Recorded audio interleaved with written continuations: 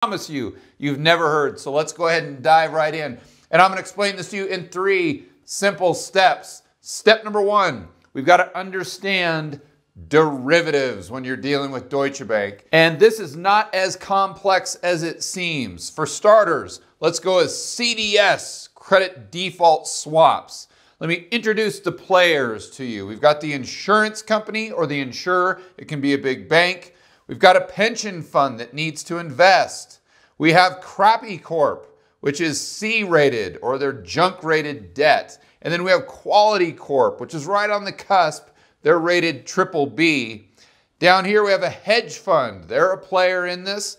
And of course, we have the ratings guy. It's New Year's or close to New Year's Eve, so it looks like he's throwing down some cheap vodka there. We'll call him Moody. And I just came up with that name out of the blue, of course. So the pension fund will want to invest, or they'll want to buy some of Crappy Corp's debt because it's yielding 5%, and they need to make their pension fund target of at least 7%. So keep in mind, they're probably doing this with leverage. The problem is Crappy Corp is rated C. And by law or by their mandate, most pension funds cannot invest in any type of debt other than what we call investment grade. So that's nothing below a BBB rating. To solve this problem, the pension fund goes to the company that would provide insurance or the credit default swap. And they say, listen, we really want to give Crappy Corp money, but we can't, so we want to buy some insurance from you because your rating is AA or investment grade. And this allows them to get around that mandate because technically they're not really lending the money to Crappy Corp, or the money isn't guaranteed by Crappy Corp. The money is guaranteed by the entity that has an investment grade rating. The pension fund agrees to loan Crappy Corp $1 million in our example, and Crappy Corp pays them that 5%.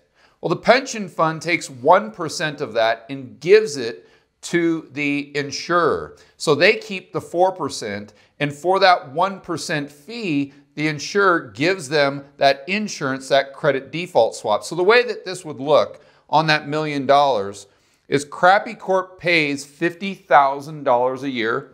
$40,000 of that would go to the pension fund, and then the $10,000 left over would go to the insurer for that credit default swap. But in this situation, the pension fund has to invest a lot more than $1 million. So we'll say that they're going to invest $10 million by buying Quality Corp's debt.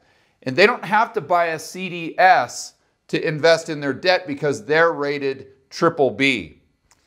The hedge fund sees this and says, wow, we're pretty sophisticated. In fact, we're a lot more sophisticated than these dummies over at the pension fund. And we can look at the books of Crappy Corp and we can tell that they're going bust. They're not going to be in this game for long.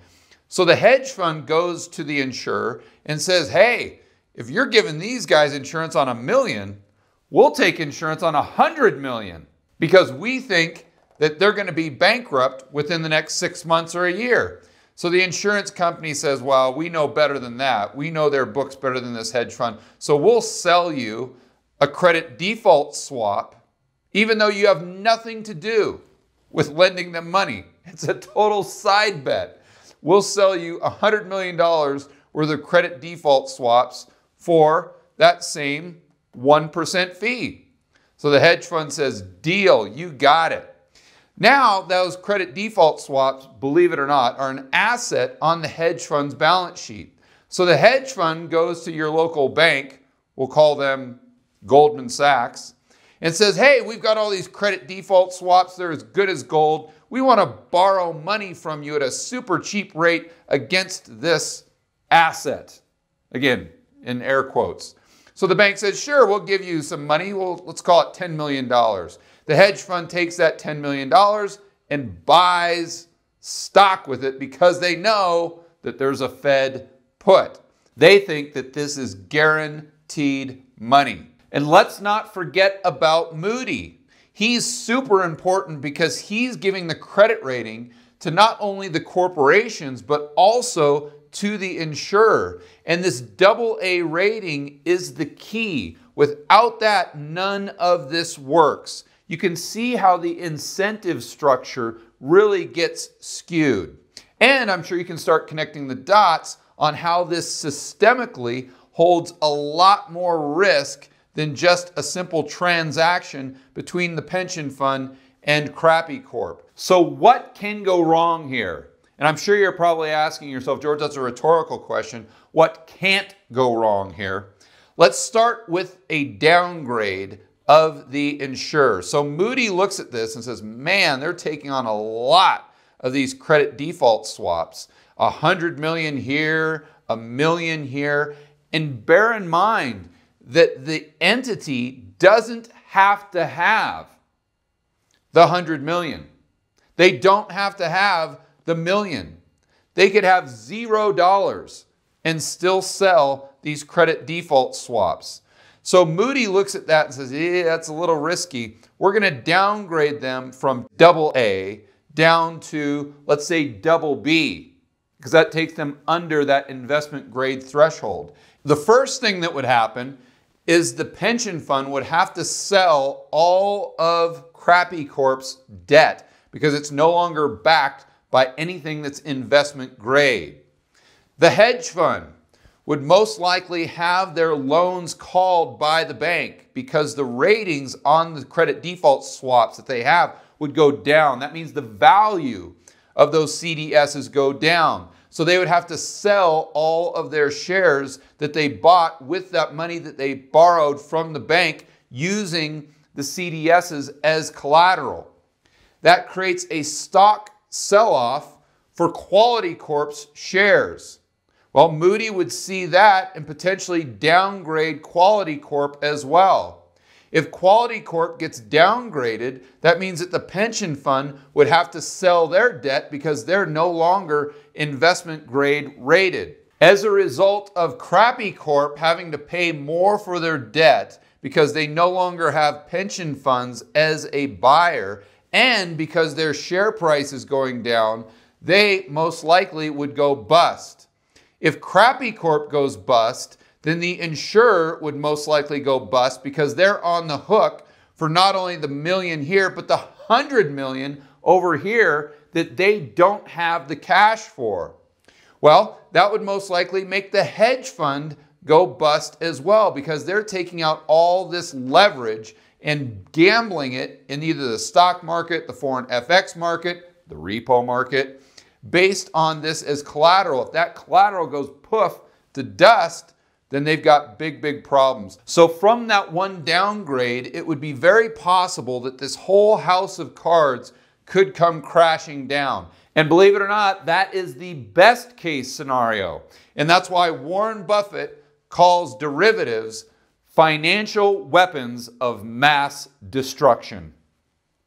Next, you need to understand interest rate swaps, or IRSs, as they're called, if we need an even worse acronym for IRS. These are really easy to understand, but it's the biggest part of not only the derivatives market, but also Deutsche Bank's derivatives book. And we're going to get into that in just a moment. Quality Corp has an adjustable rate loan. We'll use the same numbers from the last example, $10 million at 5% interest, but they're really worried about interest rates going up. They don't know if they could afford to have it go up to maybe 8 or 10%. A corporation has a fixed rate loan. Let's say that's $10 million at 7%, but they're thinking that interest rates are going to continue to go down. They're looking at how much interest they're paying on their debt, saying, my goodness, this is terrible. Why did we do this deal at 7% when I know interest rates are going down to 2% or 1%? So these two corporations call each other on the phone and say, hey, listen, we'll go ahead and do an interest rate swap, which basically means that Quality Corp is assuming the interest rate, that 7% fixed rate, for A corporation, and A corporation is assuming the adjustable rate that Quality Corp has. So the way this would look on an annual basis is Quality Corp would pay A Corp $700,000 because that's the interest at 7% for a $10 million loan.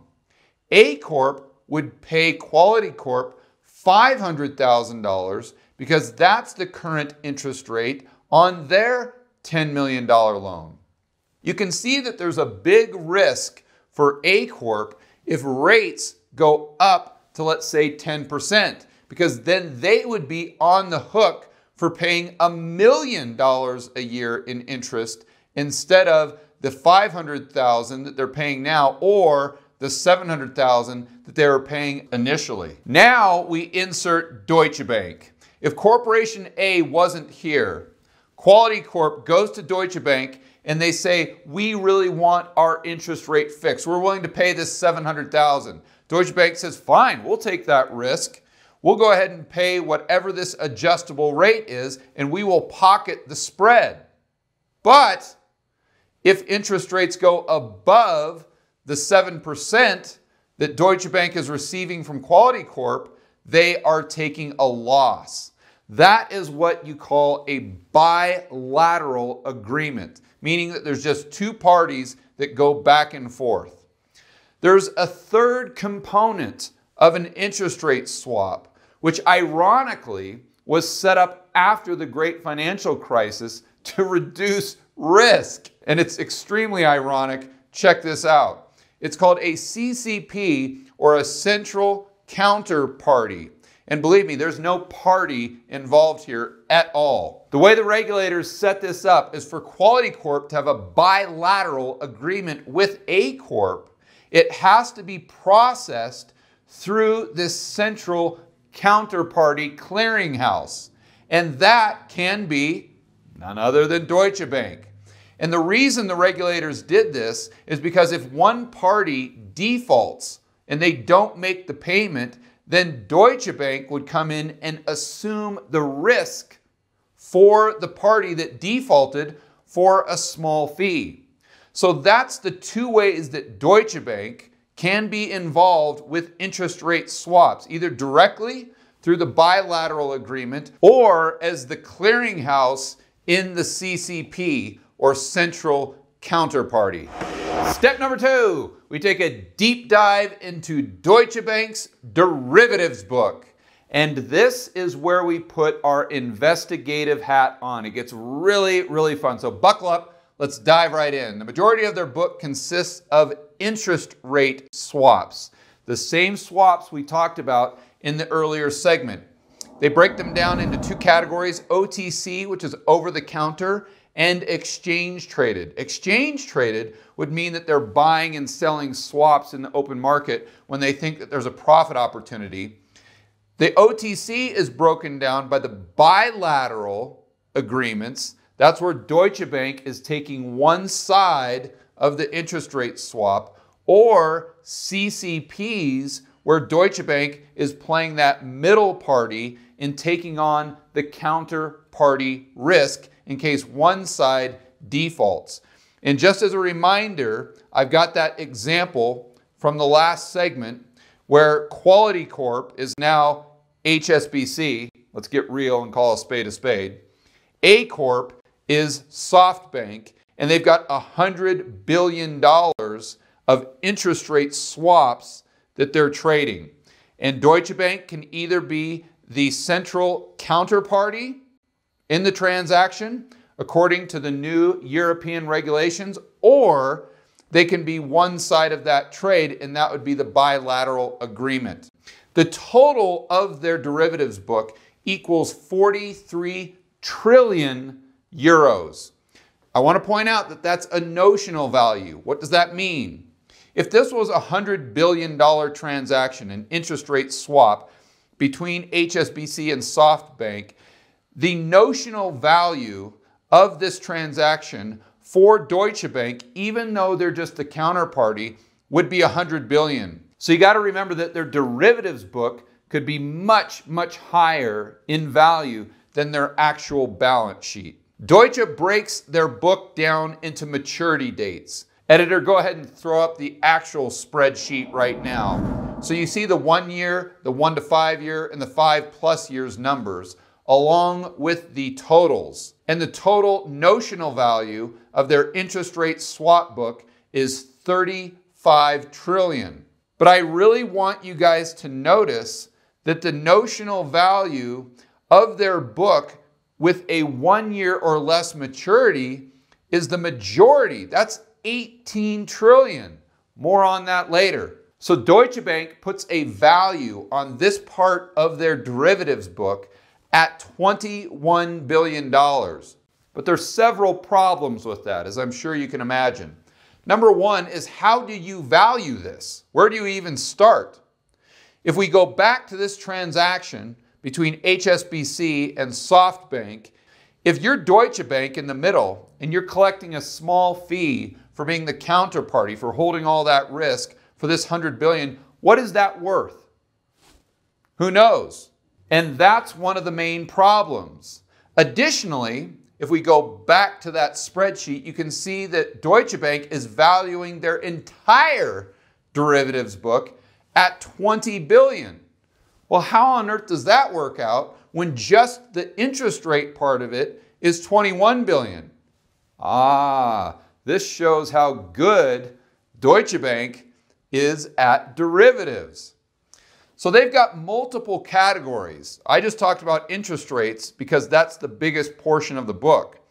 They've got currency, equity, credit, commodities, and other. These are all additional derivatives. And quite frankly, Deutsche Bank isn't too good at this section. For their currency book, Deutsche Bank themselves, not a ratings agency, Deutsche Bank themselves value this at 3 billion. Their equity book, a negative almost 4 billion. Their credit book, a negative 184 million. Their commodity book, negative $1 billion. And other, we just throw it in for good measure, a negative 157 million. So out of the 6 categories of derivatives that are on their book, they're losing money in 4 of those. That is not a very good batting average. And we haven't even talked about the risks involved with being on the other side of that bilateral trade or taking the counterparty risk. Let's just say with the bilateral trades that they have exposure to $7 trillion, that interest rates actually go up. Well, remember our last example where they were getting paid 7% and they were only paying out 5%. But that's an adjustable rate. So if rates go from 5 to 10, they're on the hook for the spread between the 7 and the 10. So that additional 3%. But remember, to be involved in this transaction, Deutsche Bank doesn't have to have any money set aside. None. Zero. So if this trade goes against them, where are they going to get the money for that additional 3%? More on that later. And with the CCP, their big risk is that we have a recession because they take on all the risk for one or both of these groups paying. If one of these groups goes bust, HSBC, and that's not too far of a stretch, then they assume all of the payments to SoftBank or vice versa. So a recession also puts them at tremendous risk. I would go so far to say that if we have interest rates go up or a recession, that would take the value of this part of their book from 21 trillion down to 0, if not into the negative. Now we really need to look at the clues that all of these numbers are telling us that'll help us answer the question, is Deutsche Bank the recipient of the repo market bailout? That's the question that we're trying to answer, and we're going to get to that in step number 3. But some of these clues that I want to point out is that Deutsche Bank is trying desperately to sell their derivatives book. And they've been doing this for quite a few months. But what's really interesting is that the majority of their derivatives book, these interest rates, mature in less than 1 year. So why would they be so adamant about selling this derivatives book when the majority of it, or the majority of their biggest position, matures in less than 1 year? Why don't they just hit the reset button and take 18 trillion off of that 43 trillion in notional value? It doesn't really make sense until you compare it with their losses for the year. Editor, go ahead and pull up their quarterly performance, if you want to call it that, from Yahoo, and you'll see the incredible losses that Deutsche Bank has had quarter by quarter.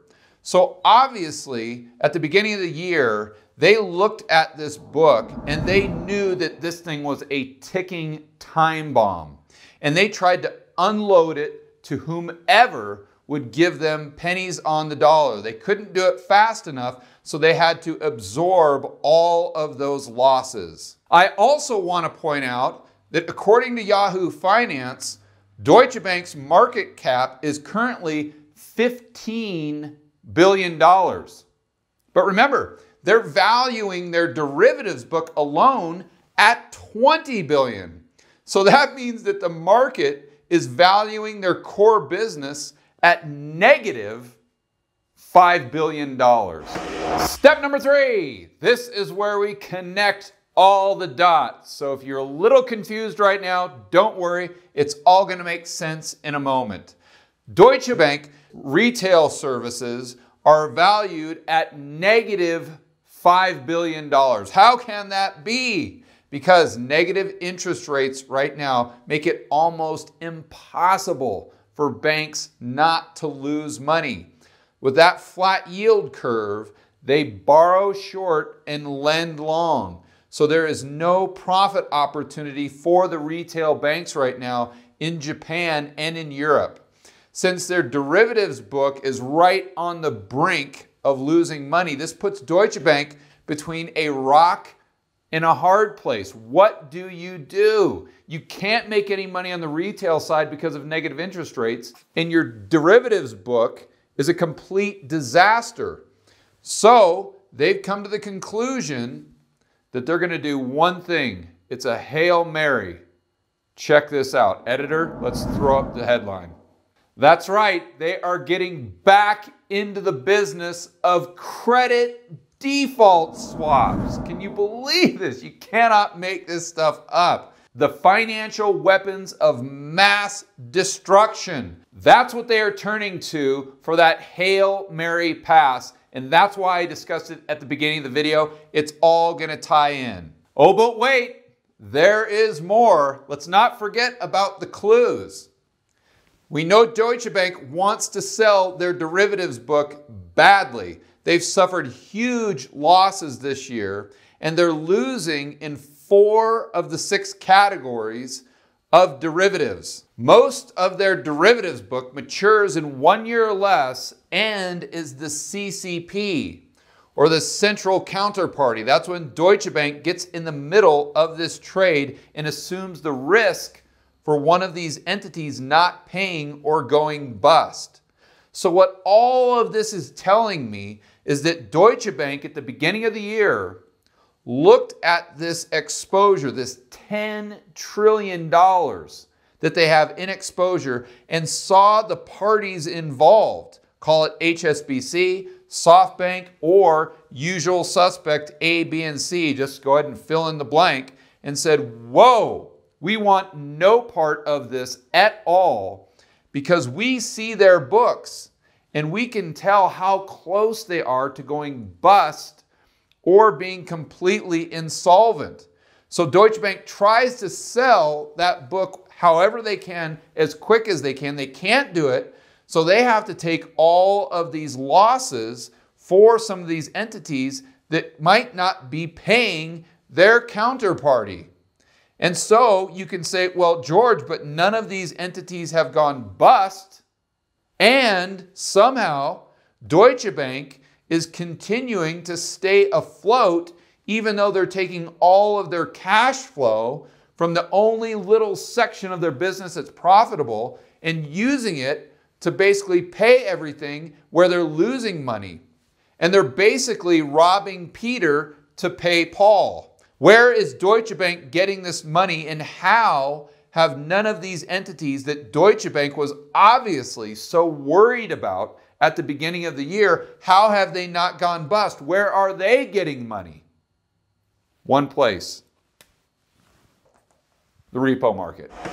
I want to personally thank the following people for supporting the channel via PayPal: Donald Johnson, Ivan Hristov, Gregory Olicky, Billy Garrett, Daniel Barton, Cesar Gonzalez, Todd Scott, Dwayne Coates, Cody Painter, Zulu Defense, New Style, CKQ Enterprises, and AAA Pet Services.